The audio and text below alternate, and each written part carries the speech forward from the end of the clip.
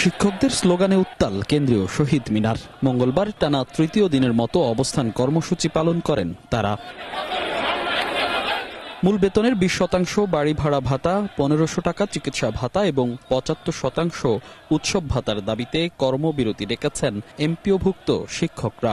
অবিলম্বে দাবি মেনে প্রজ্ঞাপন জারির আহ্বান জানিয়েছেন তারা।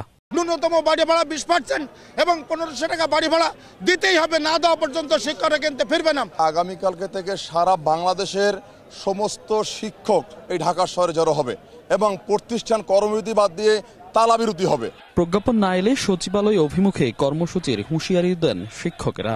টিচারদের উপরে লাঠিচার্জ করেছে, টিয়ার সেল মেরেছে, জল কামান নিক্ষেপ করেছে, যেটা অত্যন্ত দুঃখের বিষয়। মাস টু সেক্রেটারিয়েট অভিমুখে আমরা একযোগে এক দফা নিয়ে আমরা যাত্রা করব।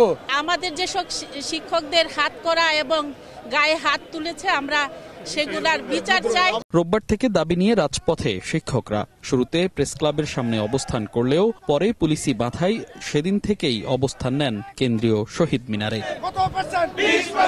মনির হোসাইন, সময় সংবাদ, ঢাকা।